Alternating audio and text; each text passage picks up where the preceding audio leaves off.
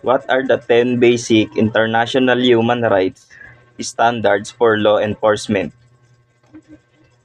Number 1 is equal protection. The law enforcement must protect and serve all individuals equally and without discrimination.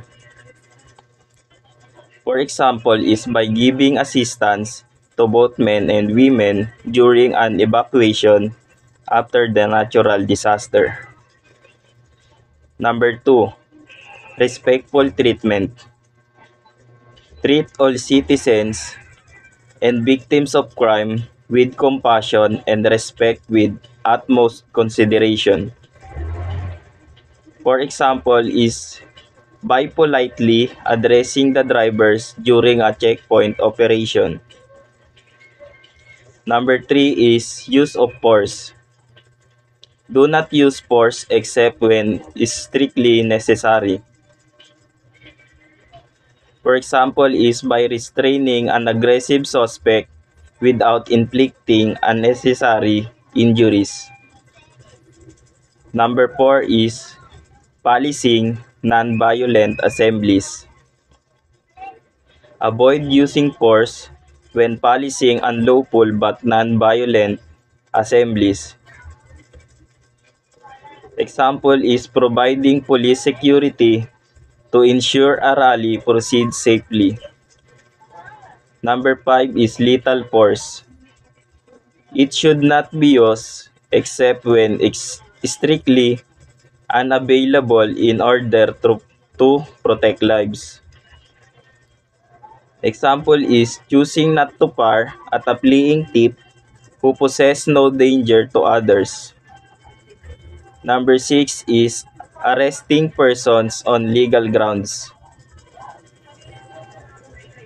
Only arrest persons if there are legal grounds. Example is showing a valid warrant before arresting someone. Number 7 is detainees' rights. Ensure that all detainees immediately after their arrest can have an access to inform their family about their situation and their location. Number 8 is humane treatment of detainees. Detainees must be treated humanely. Example is by providing them food, clean water, and bedding in a detention center. Number 9 is refusal to obey unjust orders. Officers must disobey orders that are unlawful or that violate human rights. For example, is refusing an order to torture a suspect for information.